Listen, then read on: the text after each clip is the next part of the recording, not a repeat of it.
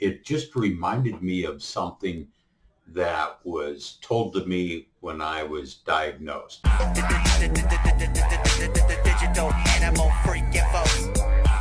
In this video, I want to talk a little bit about how I'm doing since I started Ocrevus back in March, and also something that came up recently that I saw an article, and it just reminded me of something that was told to me when I was diagnosed. I was diagnosed years ago, 22 years ago. A neurologist at the time told me about disease-modifying drugs and how long I'd have to be on them. And he says, well, you won't have to worry too much about taking disease-modifying drugs after you hit 60. Oh man, look at my life. Because MS will burn itself out. All I need are some tasty waves, cool buzz, and I'm fine. No, not that type of burnout. But he said MS will burn itself out. And he was the only neurologist to tell me that. And recently I saw an article talking about MS burnout. Explain yourself. And the more I research it and find out about it, I'm not sure exactly what he meant by burning itself out, just maybe becoming benign. I'm not sure. I'm not a doctor, so I'm not sure. MS is a disease, is a progressive disease, and there's no cure. So burning itself out, I don't know what he meant by that, but I just kind of slough it off now, because what difference does it make anyhow? Do you have any idea how crazy you are? I'm still going to take disease-modifying drugs.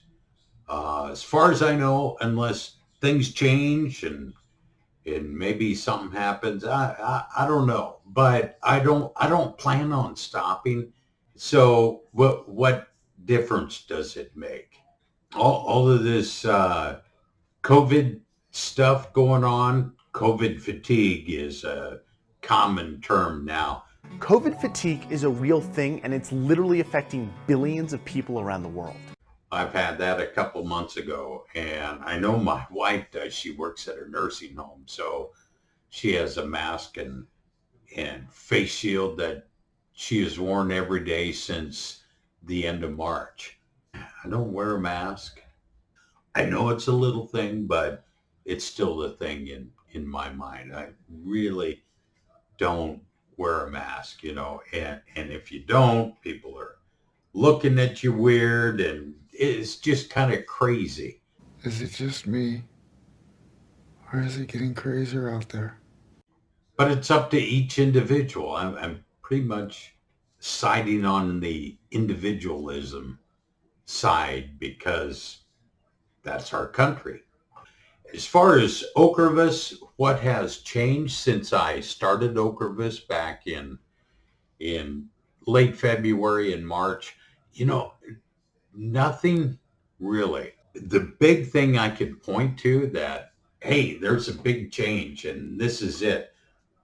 I don't have to go to a hospital once a month for an infusion. An infusion treatment that's 2 times a year. Really, that's it. That's the only thing has changed. I haven't really noticed any change in nerve pain, buzzing and burning. Still walk around. I don't use a cane or crutches or a wheelchair. I'm still walking. Not as well as I did way back when, but I'm still walking. And my benchmark, I guess, is I'm not in a wheelchair. And I'm not reverting back to where I was before I started taking Tysabri. For years, I worried that would be the case if I stopped Tysabri and switched to something else. But that's not the case. I'm not reverting back to where I was. So that's a good thing. After that neurologist told me that, I did some research and said, that's kind of a quack thing to say. It's just like anything these days.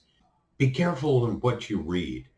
I really don't put any credence on some millennial doing a vlog from their parents' basement. Nate, do you still live with your parents? Yes. Stick to the stuff that you know is true.